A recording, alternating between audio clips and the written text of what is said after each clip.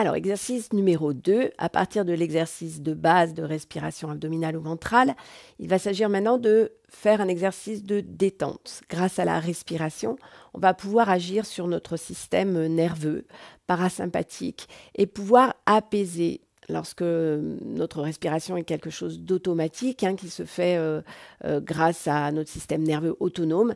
Et là, on va pouvoir avoir une action sur notre système nerveux pour pouvoir soit dynamiser et dans ce cas-là, plutôt apaiser. Donc, on va quelque part appuyer sur le frein en freinant notre expiration. Donc, on va inspirer normalement, puis après, ralentir, avoir une expiration lente et profonde.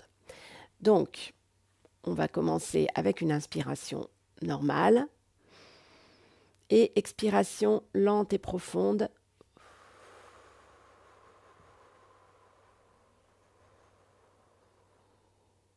Je peux imaginer que je souffle dans une paille très doucement.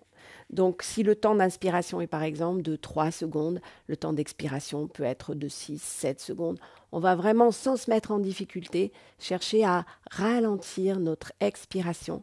Et cela va avoir un impact sur notre organisme en général et donc avoir une action d'apaiser, de ralentir nos fonctions qui peuvent être parfois justement sous le coup d'un stress, plutôt en activité intense. Et là, on va mettre un coup de ralenti, de frein.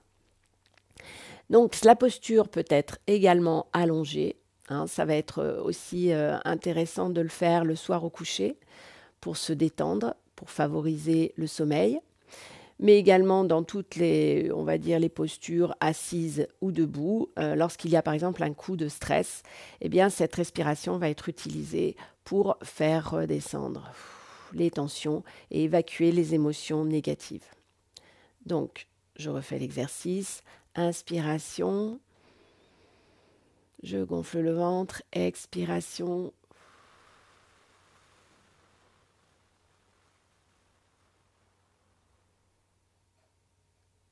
Je dégonfle le ventre tranquillement.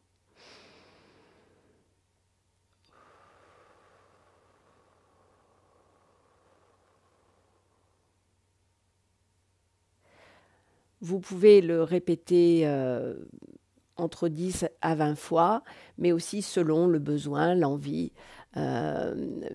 Si c'est pour justement un peu lutter contre le stress, essayez de regarder quelles sont vos réactions au stress. Dès que vous sentez que ça monte, eh bien, faites cette expiration lente et profonde pour pouvoir tout de suite avoir une action sur des tensions qui peuvent monter et les émotions négatives qui peuvent être associées. Donc voilà, c'est vous qui décidez consciemment, volontairement, d'avoir une action sur votre respiration et donc sur les tensions qui peuvent venir.